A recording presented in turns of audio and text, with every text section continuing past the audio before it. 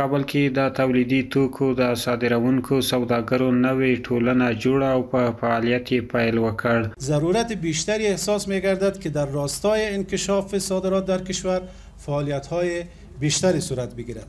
در این راستا اتحادیه تاجران صادرکننده تولیدات داخلی در کشور ایجاد شده تا بتواند با هماهنگی با نهادهای دولتی امارت اسلامی افغانستان در افزایش صادرات محصولات داخلی در کشور نقش ویژه‌ای را ایفا بکنند.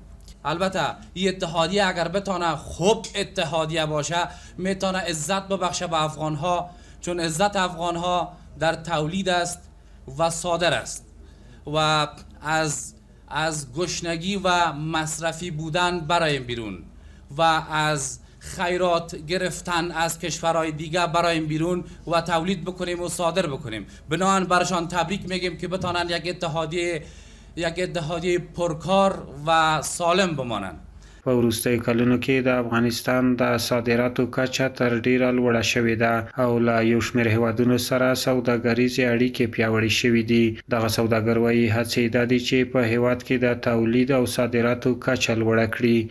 ما فقط تقاضای ما از حکومت است که به خاطر صادرات افغانستان سهولت‌های بیشتر ایجاد بکنند.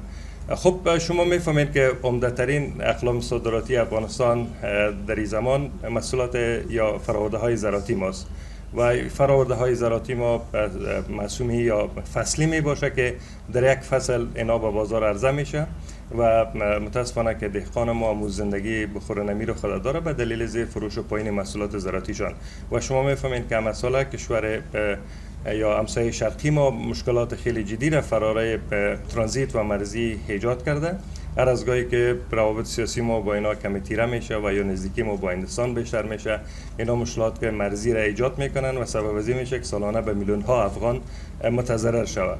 حالا نیاز است که ما بالای راهی بدیل فکر بکنیم. اتحادیه صادرکنندگان تولیدات داخلی تلاش بری داره تا بالای راهی بدیل فکر بکنه، بازارهای جدید را در کشورهای دیگه ایجاد بکنه و همچنان تمرکز بیشتر ما بالای ازی خود باشه که چطور ما بتونیم کالای داخلی خود مطابق به معیارها و استانداردهایی که ما هدف صادرات ما به کشورها است اونا را ایجاد بکنیم و یا بفهمیم تا مشوره بدیم به تولید کننده‌های ما که مطابق کدام استاندارد و معیارات اونا تولید بکنن. منګه په داسې یو جغرافیه کې واقع یو چې همیشه وخت پردیو هیوادونو ته د وارداتو یا د صادراتو په موخه باندې احتیاج لري.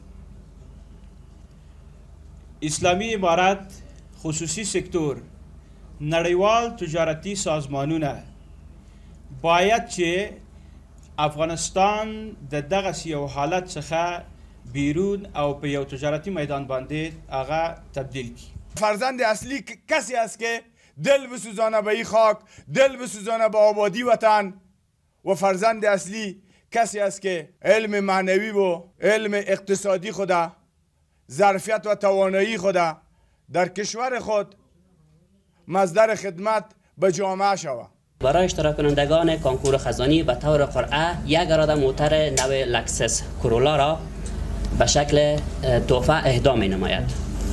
ناگفته نماند که مراسم قرعه کشی در حضور داشته بزرگان و رسانه ها به طور شفاف برگزار خواهد گردید. دا یادونې وړ ده چې اوس مهال په هیواد کې سلګونه تولیدي فابریکې او شرکتونه فعالیت لري چې تر ډیره ښه او کیفیت لرونکي توکي پکې تولیدېږي. صنعتکاران او ملي سوداګر وایي هڅې دا دي ترڅو تولید شوي توکي بهرنیو هیوادونو ته هم صادر کړي او د وارداتو کچه راټیټه کړي.